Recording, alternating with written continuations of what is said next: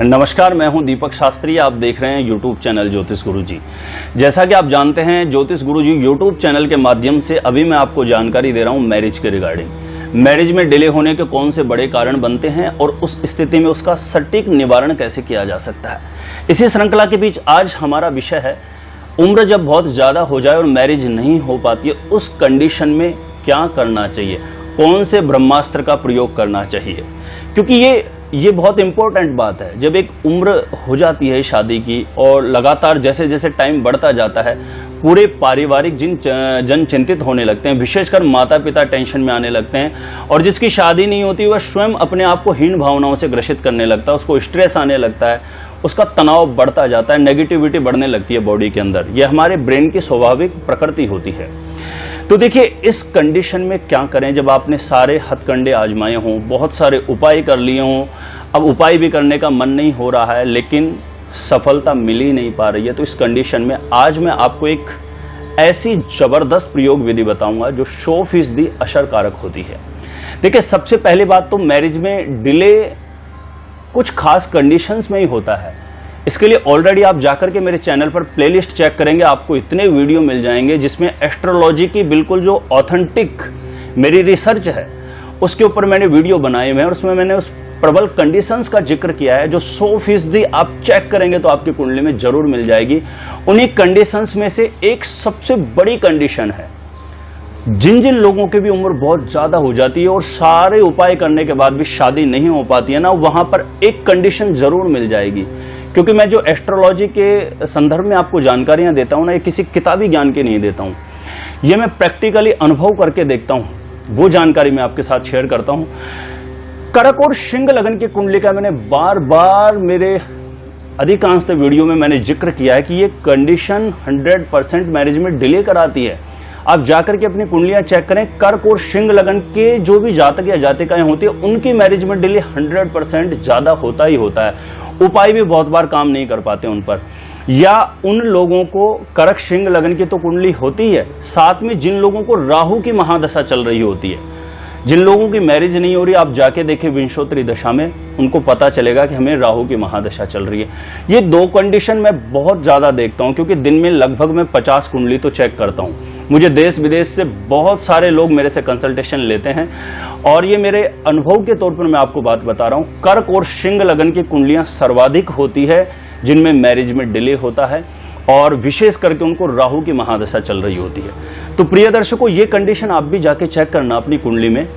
और ये कंडीशन और भी बहुत सारे कारण होते हैं, लेकिन जो मेजर रूप से कुंडली को देखने के बाद जो मैंने पाया है वो ये दो कंडीशन सबसे ज्यादा प्रबल बनती है मैरिज में लगातार विलंब करवाने के लिए। और इस कंडीशन में क्या उपाय करें, देखिए मैं आज आपको एक ऐसी प्रयोग विधि बता रहा हूं।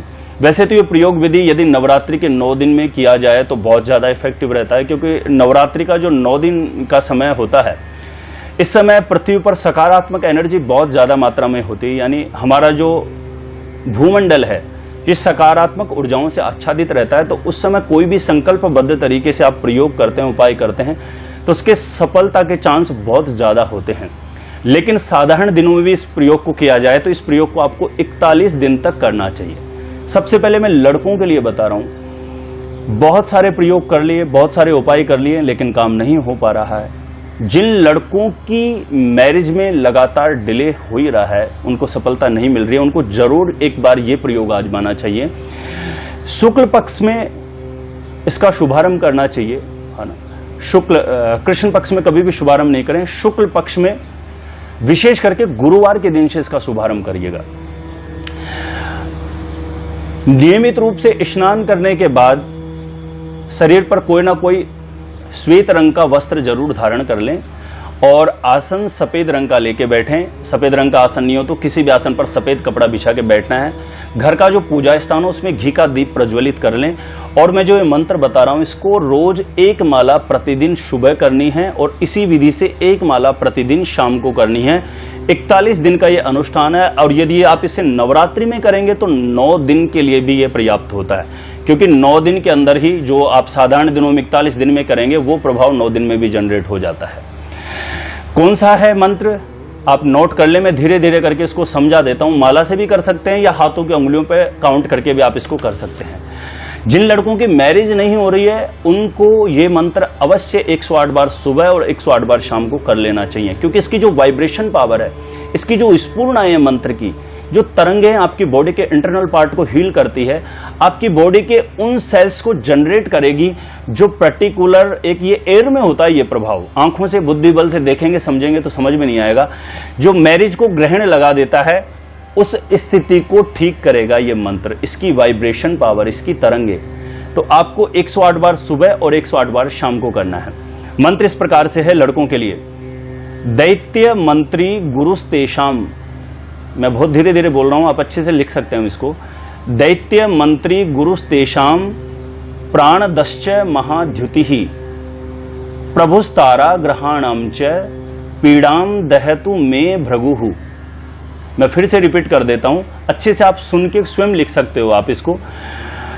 दैत्य मंत्री गुरुस्तेषाम प्राणदश्च महाद्युति प्रभुस्तारा ग्रहाणाम च पीड़ाम दहतु मे भृगुः। इस मंत्र को प्रतिदिन 108 बार सुबह 108 बार शाम को अपनी मनोकामना का ध्यान चिंतन करते हुए नियमित रूप से दोनों समय करना है। और जिन लड़कियों का विवाह नहीं हो रहा उनको भी सुबह और सायंकाल के समय घर के मंदिर में दीप प्रज्वलित करके, पीले रंग का आसन हो तो ठीक है, नहीं किसी भी आसन पर पीला कपड़ा बिछा करके इस मंत्र को, लड़कियों के लिए दूसरा मंत्र है, 108 बार सुबह और 108 बार शाम को करें। इसकी जो वाइब्रेशन पावर है जल्दी से जल्दी मनोकामना सिद्धि के लिए बाउंड मानी जाती है। देव मंत्री विशालाक्षः सदा लोक हिते रतः अनेक शिष्य संपूर्ण पीड़ाम दहतु मे गुरुः। देव मंत्री विशालाक्षः सदा लोक हिते रतः अनेक शिष्य संपूर्ण पीड़ा दहतु मे गुरुः। इस मंत्र को अच्छे से आप सुन के अभ्यास कर लीजिए। एक माला सुबह एक माला शाम को आप करना शुरू करें। बृहस्पति का शुभ प्रभाव जनरेट होते ही लड़कियों का शीघ्र विवाह हो जाता है, और लड़कों की कुंडली में शुक्र का शुभ प्रभाव प्रबल मात्रा में आते ही उनके भी मैरिज का संयोग अवश्य बन जाता है। तो जरूर प्रयास करें, इससे आपका कुछ जाता नहीं है। मंत्र करने से तो आपकी बॉडी में सकारात्मक एनर्जी प्रवाहित होती है, और मैरिज ही नहीं, मंत्रों का जाप करने से तो ओवरऑल आपको बहुत अच्छा फील होगा।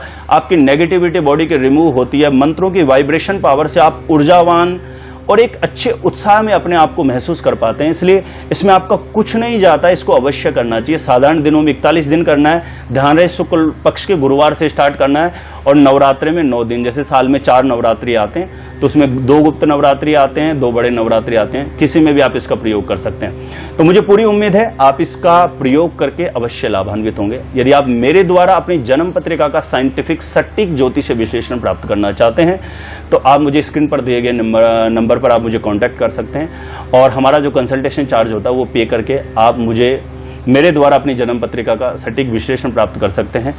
और किसी भी प्रकार से ये जो मैंने प्रयोग विधि बताई आपको समझ में नहीं आती है तो आप मेरी हेल्प ले सकते हैं। आज के लिए इतना ही है। हमारा ज्योतिष गुरुजी यूट्यूब चैनल आपको अच्छा लगता है तो आप इस पर सब्सक्राइब अवश्य करें, जो भी लोग नए जुड़े हैं, और जो लोग पहले से जुड़े हुए हैं, काफ़ी लोग मेरे से जुड़े हुए हैं, और बाहर के भी काफ़ी लोग मेरे से जुड़े हुए हैं।